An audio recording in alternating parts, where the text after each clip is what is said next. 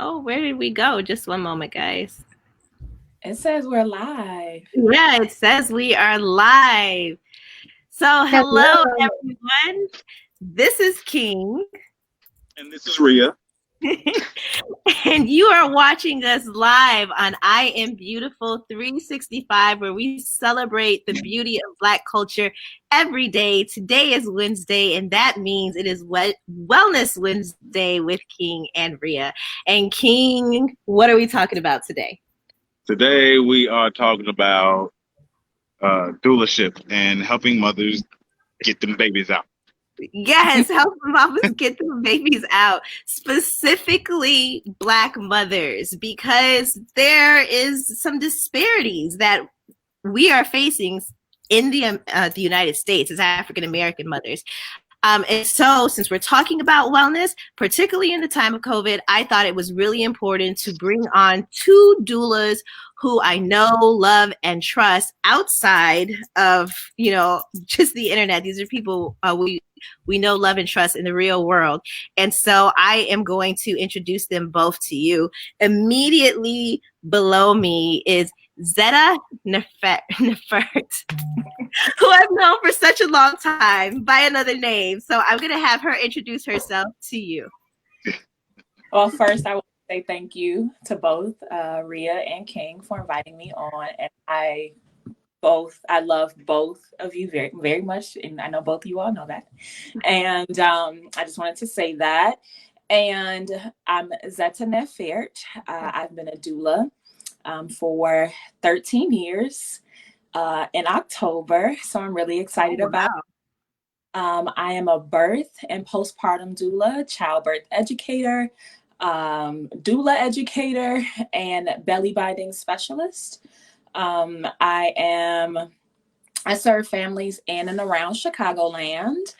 And yeah, I do this doula thing and I love it. I'm totally committed to it and passionate about it.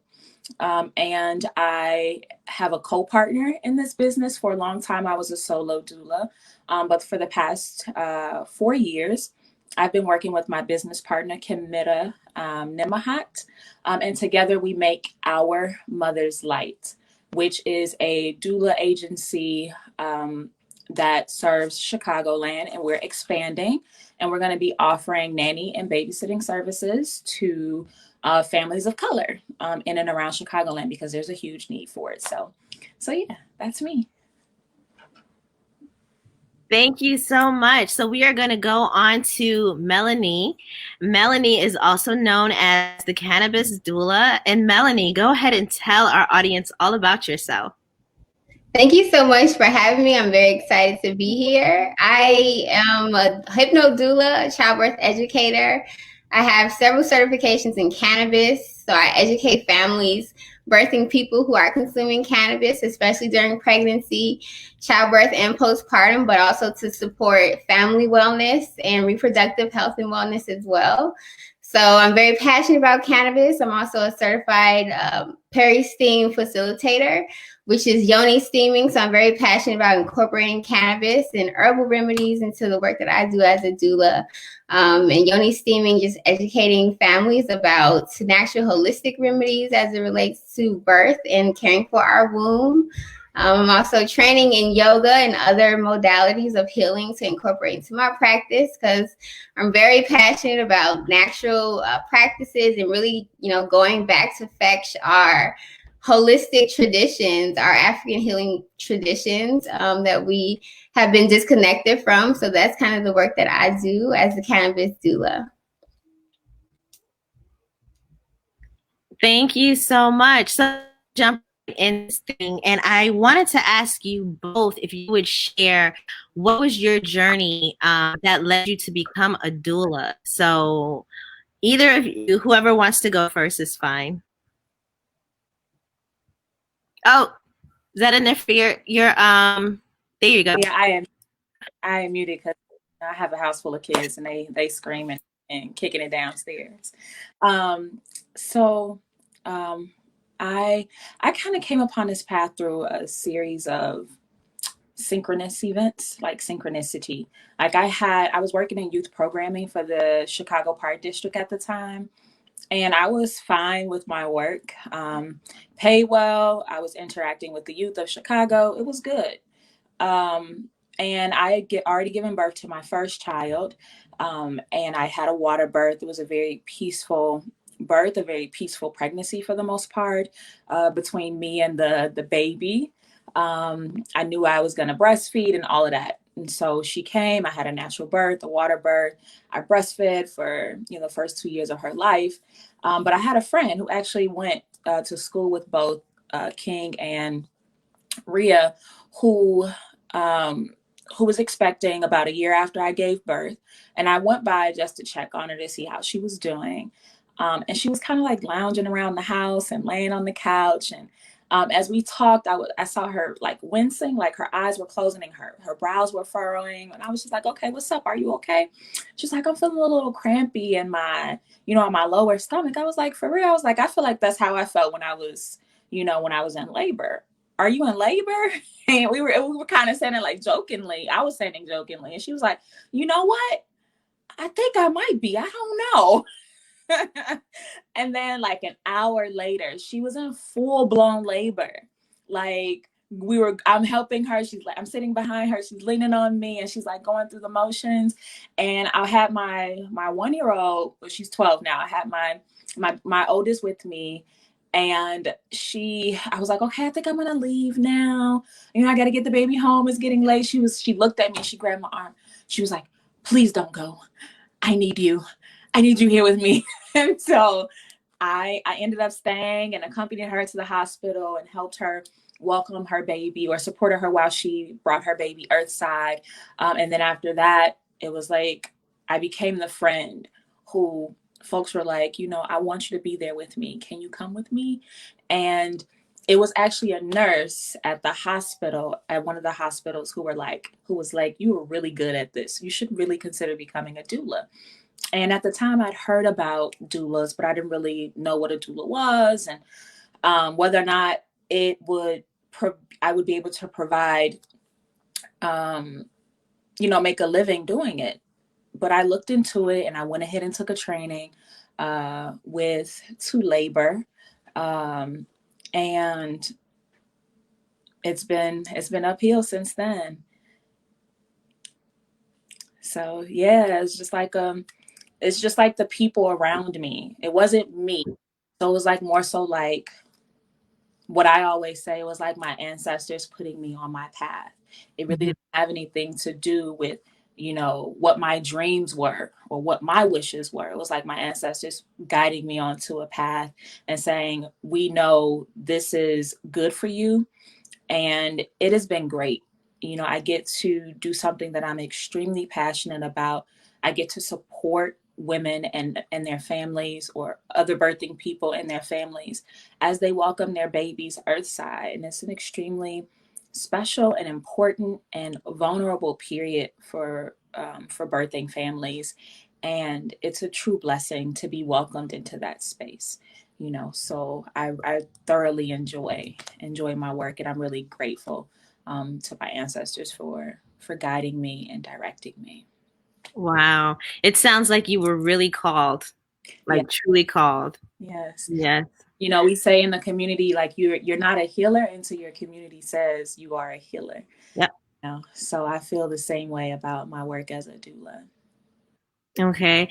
Thank you so much for sharing that. All right, Melanie, can you go ahead and tell us about your journey and what brought you to become a doula? Yes. So I was actually working in the cannabis industry. I was a cultivator and I got pregnant, and I was consuming cannabis at the time. And so I faced a lot of stigma, a lot of discrimination, not only from, people I was working with, but from family and friends who obviously knew I was consuming a cannabis user as well. So even just being pregnant as a Black person, I wasn't married, still not married. So it was that stigma of, being Black woman, young, unmarried, like the stigma was really strong. So I faced a lot of that, during my pregnancy. And so I just kind of started to connect with other mothers. I was working after I stopped working at the cultivation center, I started working for a maternity support organization. And I ended up talking to a lot of mothers who were consuming cannabis. And I was really just blown away because I thought that I was like the only one. And so I started educating myself more about, the cannabis plant and its benefits, and really started to engage and connect with mothers through this organization. Then I later trained with DONA and trained as a hypno doula, which is a doula that supports hypnosis during childbirth. So with my pregnancies, I use hypnosis through Hypno Babies, which is a medical grade childbirth hypnosis program. A childbirth education program is very, very incredible. I highly, highly recommend hypnosis during childbirth. It has some very great healing benefits, especially for Black women who have experienced trauma. In any regard, we really have to retrain and reprogram our minds in how we think about birth and how they've programmed fear into our minds. Like, it's on a deep, deep level. So I use hypnosis during both my births, and my births were incredible. I had my second birth was very orgasmic, and I love talking about my birth stories. And I really, from my births, I started telling mothers, we can have some really awesome experiences if we kind of retrain our minds and how we associate, birth with medicine and, just interventions that are happening in hospitals. So that's really what started the journey that I'm on now, and supporting women, especially women who are seeking alternative healing methods, or who are consuming cannabis and have been, stigmatized for their consumption, and really educating families on, the natural healing and the traditional benefits of, the ways in which our ancestors birthed. I think we've been very disconnected from, midwifery and our grandmothers' healing traditions. I found out when I was pregnant that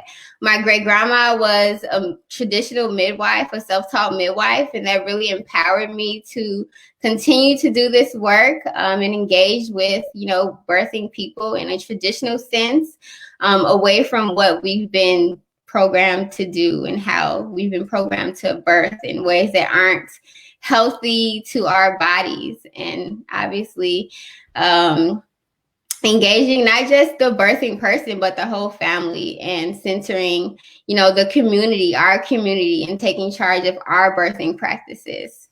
So that's really been my work as a doula. And I've, just as a doula, I've met so many incredible Black women. I encourage all people, everyone, to know a doula, to know a midwife, because they are out here doing some incredible healing work in our communities, and we really need to go back and seek these practices to really build our communities stronger, for sure. Thank you, Melanie. Thank you both. King, did I see your lips move? You look like you was about to say something. No, I'm just kind of wowed at the stories and the impact it's making. I had no idea. I don't know very many people who have doulas or who have used doulas. I don't know about it, right? Because I'm not around during the process. But it feels good to hear the stories and how you guys took the journey to become where you are now. Yeah, for sure. So can one of you briefly tell us what is the difference between a midwife and a doula? It's pretty simple, actually. And I understand a lot of people get confused on the difference between the two. But a midwife is one who deals with all of what you consider would be considered like the medical aspects of a birth. So she's the one who's going to see you prenatally. Your doula will see you prenatally, but it will deal with other things that are not medical. So your midwife is going to be charting your weight. She's going to recommend blood tests if you're interested in having blood tests. She's going to test for gestational diabetes. She's going to test for chromosomal abnormalities if that's something that you are interested in doing. She's going to check baby's growth by measuring your uterus. She's the one who's going to deal with all the medical stuff. And then she's also going to attend the birth, and she's going to be the one that deals with all the stuff in the hospital, all of that stuff that deals with medical or medicine stuff. She's the one who is trained to actually what we call catch the baby. Midwives are what we call baby catchers, or the term midwife directly translates as with woman.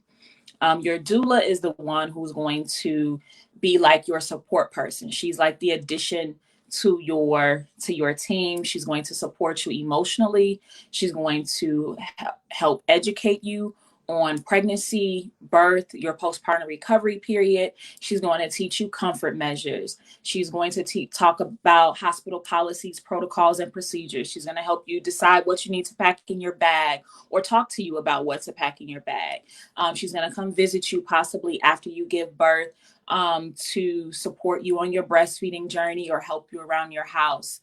The midwife is kind of the one that just deals with all the medical aspects of pregnancy and birth. Your doulas, and a lot of times people actually even become friends with their doulas. Those relationships extend to outside of the pregnancy and the postpartum recovery period, because sometimes you just click with folks, and it just ends up, growing into a friendship, outside of the business relationship that you had while she was your doula, which is very different than your midwife. Your midwife, she sees you while you're pregnant, and then sometimes that's it. You may go back to your OB-GYN. If you're one of those women who sees an OB-GYN, you may go back to your OB-GYN after you're done having your baby, to continue your reproductive care with. Thank you so much for that. And you're right. So with my last birth, I had both a midwife and a doula. The midwife she was actually like over the birthing center where I was at. And I happened to run into her at a gala that I attended. And I was like, oh yeah, remember me? She didn't remember me at all. She was like, oh, okay. My doula, however, was someone who I had known for several years, and she better still remember me. So yes, it's definitely a difference there. One of the things that I know why I wanted you guys on is really to emphasize the importance of women who are going to be having babies to consider births outside of the hospital. And so I know doulas can definitely aid in that, whether you're at a birthing center or if you're at home, and that they also help in the hospitals. But like, do you mind, either of you, speaking on the dynamics between why choose a birth at home or at a birthing center versus a hospital? I can speak on that. So I also want to add, midwives also provide well woman visits. So if you aren't pregnant and if you aren't interested in seeing an OB, you can definitely go to a midwife to receive all your checkups and reproductive health care. They educate as well. So it's definitely something that Black women should consider because of, just creating a safer space. It's more personalized. It's woman-centered. Usually midwives provide that type of care. And so when we're birthing in the care of midwives at a birth center or even at home, they really do provide individualized care in ways that doctors oftentimes aren't able to. They really just don't have the capacity to. So definitely, if you are a birthing person, if you are currently pregnant, or even if you aren't, it's definitely a great time to start researching, what goes into birthing at home and, at a birthing center. Find out what you'll be most comfortable with, because not everyone is comfortable with birthing at home, but you have to understand, the risks that may be associated with birthing at a hospital. I always recommend taking a childbirth education course with every pregnancy so you can understand what's currently being practiced, you know, in your area, talking to doulas, talking to midwives, and understanding, you know, your options. There's so many options for birthing, and we get, I kind of say that we get lazy in just giving off our responsibility for choosing our care to our doctors. But you have to be the one to gather your birth team, gather your childbirth educator, gather your midwife, gather your doula and your OB, and really understand. I like to tell parents you have to prepare for, you know, birthing at a hospital. If you're birthing at a home, or if you're birthing at a birth center, you still have to prepare just in case. Because birth is so unpredictable, you really do have to educate yourself on all of it, because, you know, anything can happen. So definitely creating a birth plan is a great option if you're birthing, to really understand, you know, your options. Thank you. Thank you. And I think one of the things that I was trying to get at is I remember, I guess I came across some studies that where it said essentially giving birth in a hospital can, like, there's a higher risk of mortality, especially for Black women, than actually having a birth at home. Do you guys know about any of this, or are you able to speak to that? Yeah, absolutely. So it's really important, like Melanie was saying, to curate your birth experience. Like, you cannot go about birth or your pregnancy haphazardly.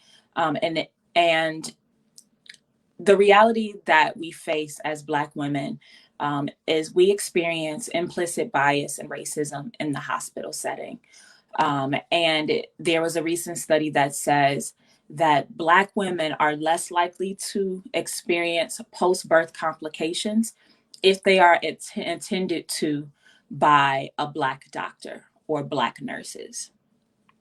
And that's scary because for most of us, who we interface with in a hospital setting are usually white doctors, white nurses, and even the midwives who work out of hospitals and work out of birth centers. A lot of them are white, and they still, no matter how progressive they may think they are, they still function with a level of implicit bias and racism.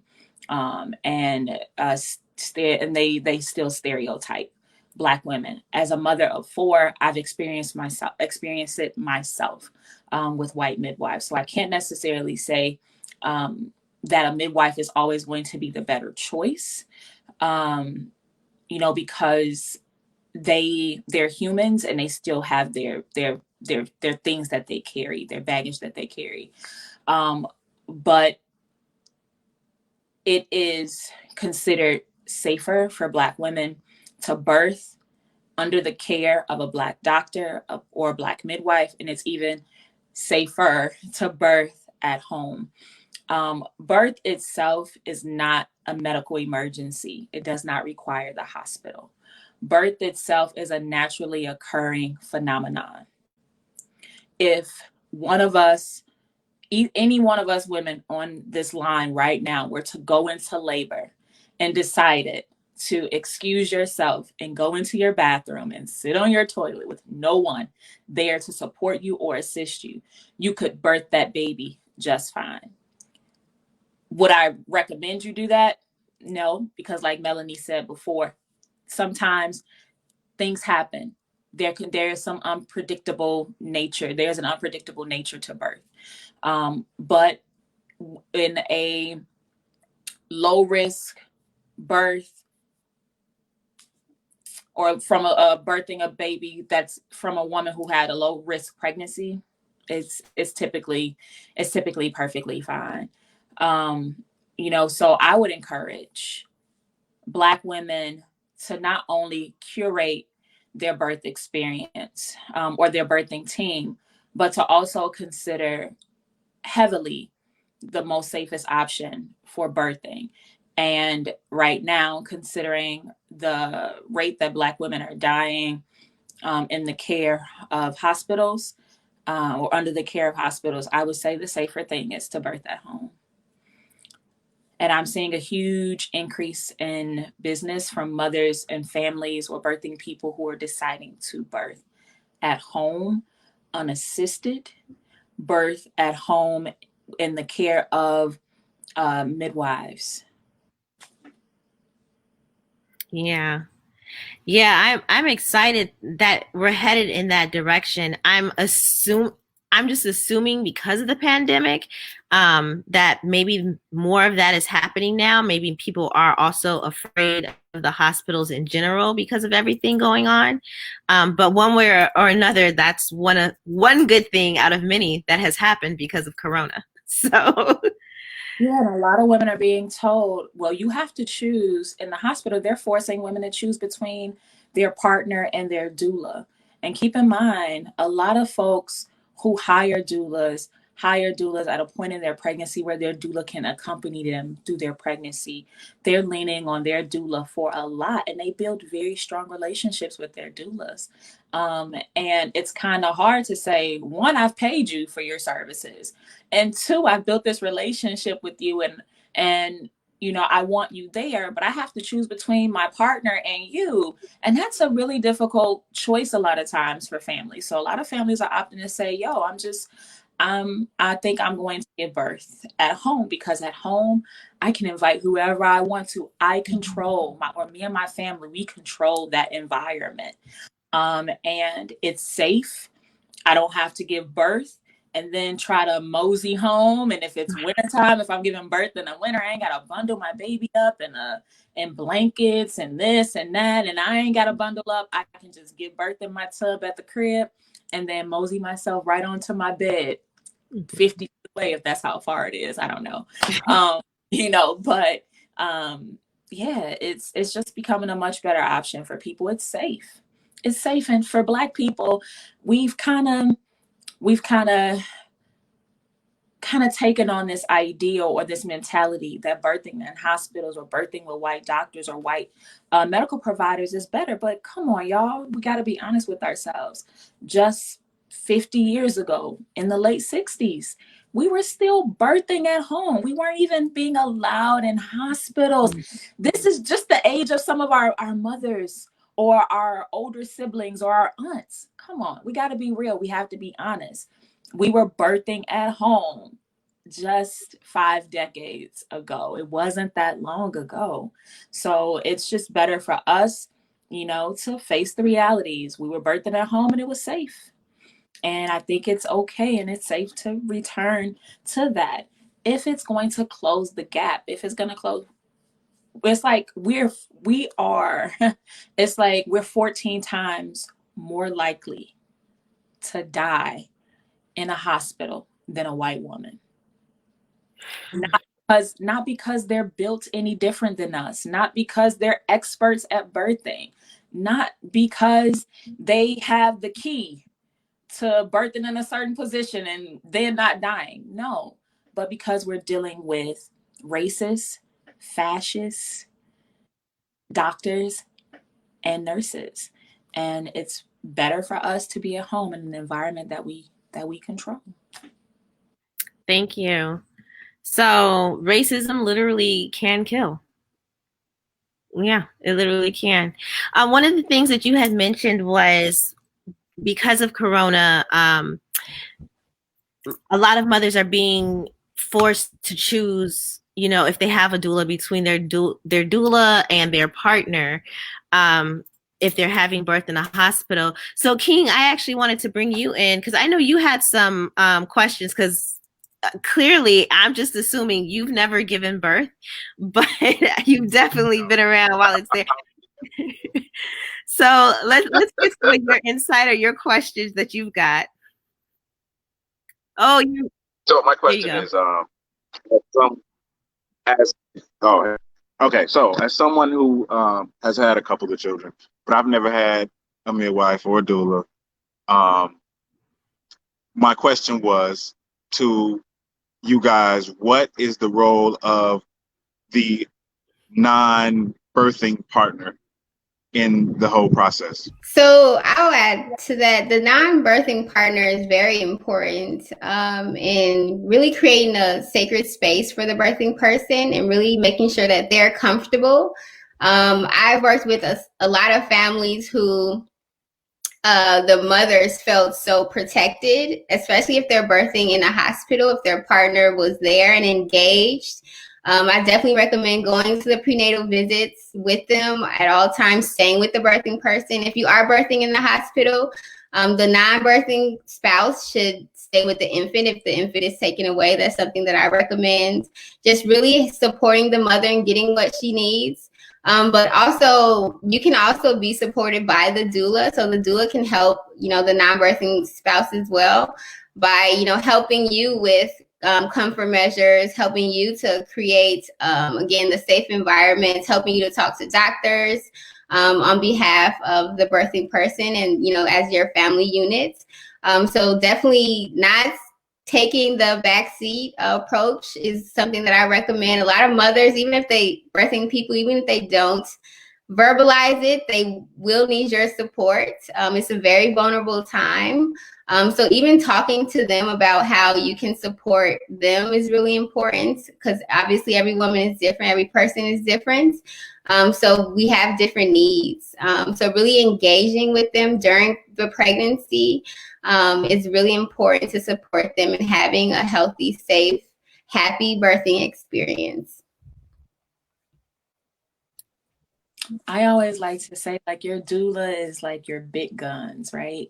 So is, birth is a dance between partners.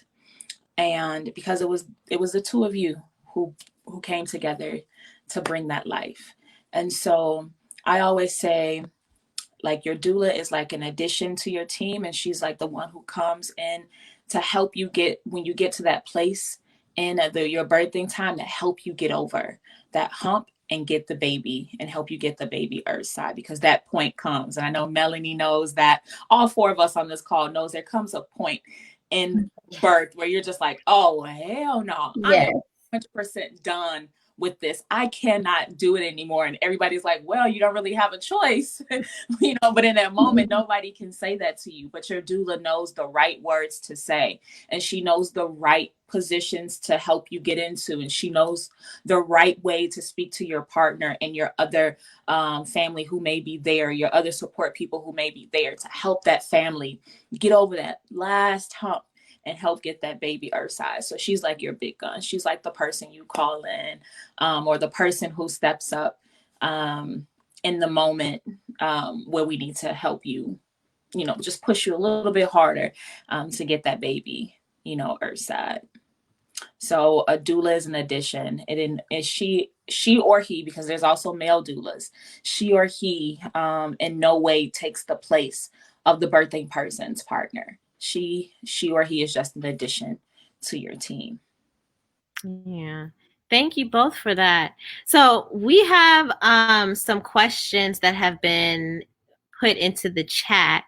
I'm going to jump to this one first. Can you use medical insurance to cover the cost of a doula / deliver? Do either of you, are you able to speak to that? In some situations, you can, depending on where the doula is working, or if she has her own practice. Some doulas have it so you can provide your insurance with their information. You also have to check with your insurance providers. That's another thing as well. So some insurance providers do cover doulas.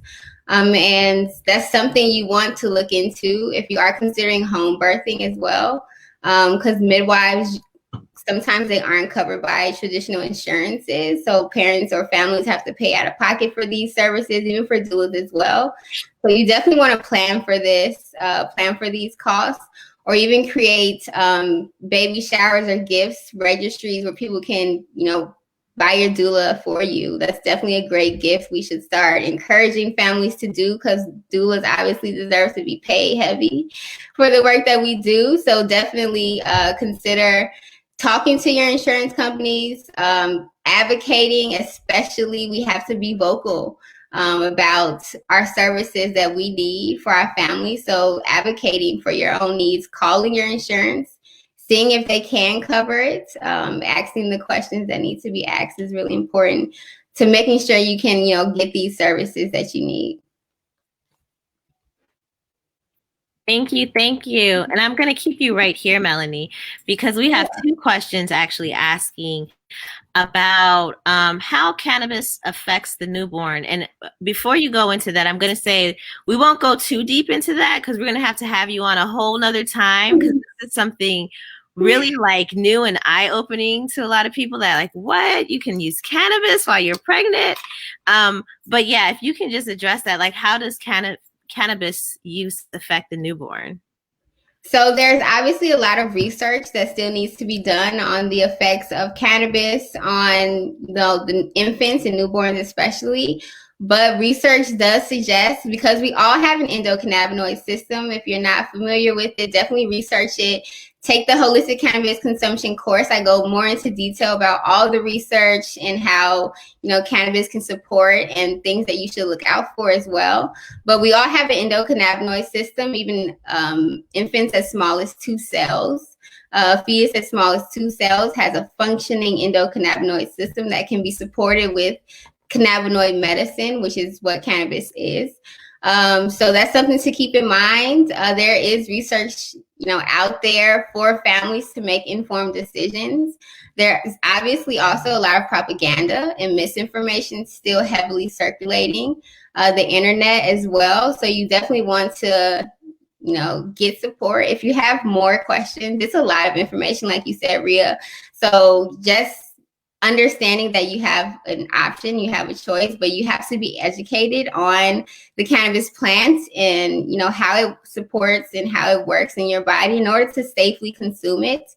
Because obviously when you're pregnant, you want to be consuming it safely and understanding the risks that are associated with it, not just how it can affect your body or your baby, but the social implications as well.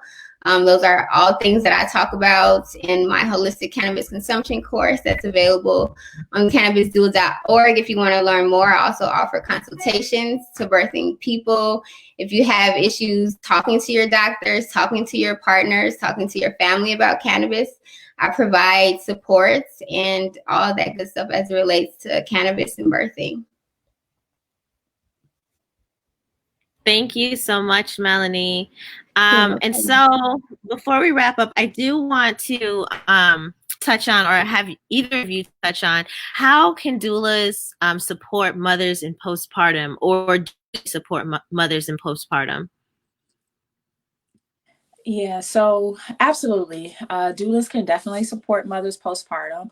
A lot of the work that many doulas, some doulas are only postpartum doulas. They do not support, they are not labor doulas, which means they do not support you during pregnancy or during your birthing time. They are the ones who support you during your postpartum recovery period. And I'm really happy about this question because Black women deal with this stigma of us needing to be strong and us not needing to seek out help.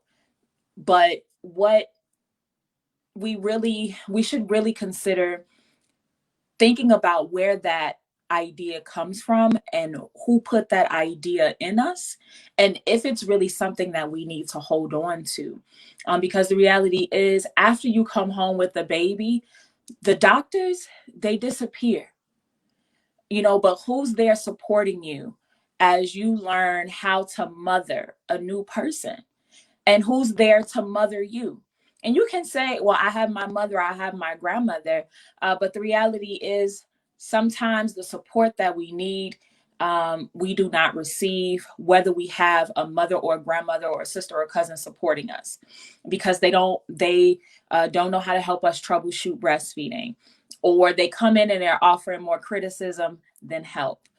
We're staring at a basket of laundry and we can't get peace because that laundry basket is staring back at us. And so postpartum doulas come in to help you help you adjust to life after baby. She's going to help with breastfeeding. She's going to help with bottle feeding if you decide to bottle feed, because you don't have to breastfeed if that's not something you want to do. She's going to help with keeping your space tidy. She's going to help with baby laundry. She's going to help, with changing your baby, or you taking a nap and her holding your baby. As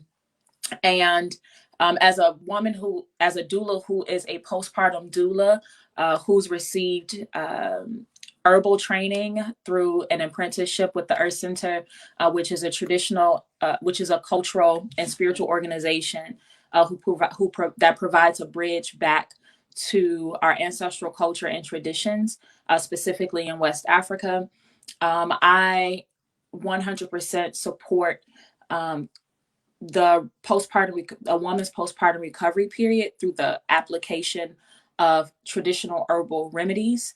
I teach the traditional African healing bath, baby healing bath, and as well as the body steaming for the mother. I know Melanie offers yoni steaming, which is awesome. However, the postpartum bath is a little bit different than a yoni steaming. She will definitely there will be some things that deal with the cleansing of the womb. But after birth, a woman's body, her whole entire body needs to recover, not just the womb. And so we also offer that service, as well as belly binding, which happens in the postpartum recovery period. So it's really great to, if your doula is not trained in belly binding, to find a doula or find someone who does offer belly binding to assist with binding your belly. So a doula definitely supports in the postpartum recovery period. And when I tell you that it makes a huge difference in terms of the postpartum recovery period, it truly does. And, Melanie made a really important point. Put it on your registry. We tend to lean towards really extravagant baby showers, and an extravagant baby shower, great. That's all fine and dandy, but we have to be thinking about long term and our mental health, our physical health, our physical well-being, our babies' physical well-being, our babies and our children's mental health. And so we have to make sure that we are doing things that are going to ensure that. And one of those things that you can do during your pregnancy and your postpartum recovery period is get help. Get someone who can support you through that process, someone who can hold your hand and guide you through that process. Thank you so much for speaking on that. I wish I had been aware that there were these like postpartum doulas or something like that. I'll briefly share with you all my experience with my youngest child. I had her at the birthing center. She was born at like 1:21. I was home by 11 a.m., which was awesome. But 2 days later, I was on the chiropractor's table.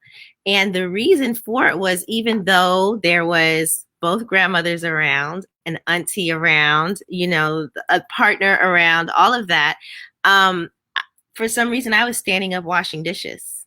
I was moving about, and there was nobody was telling me sit your butt down or you need to do this. Everybody figured, oh, you're home, so you could do stuff. And I'm leaning over because I also have scoliosis. So I'm almost like pretty much collapsed, didn't even, not thinking about it. And I'm there seeing the chiropractor, and he's like, you should be laying down. But I do think having someone there, like who's dedicated to be there to tell you, you need to rest, we're going to take care of everything, is really important, because a lot of times our family members may push that propaganda that you're supposed to be strong. You're home now, so it's time to get to moving. Yeah. So, and if you're not taking care of your baby, who is? Well, my mama here, my sister here. Don't throw the "it takes a village to raise a child" when you want to tell me how to discipline my child.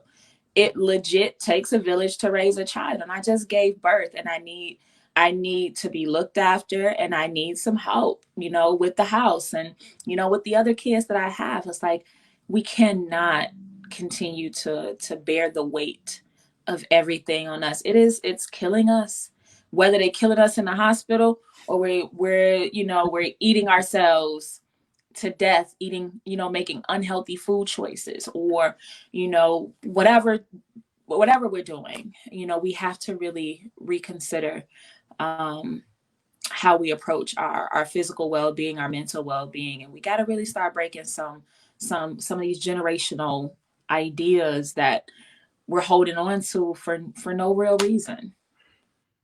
Yes, definitely. I want to thank you both so much for coming on and being with King and I, even though he's disappeared. Thank you so much for having me. Yes.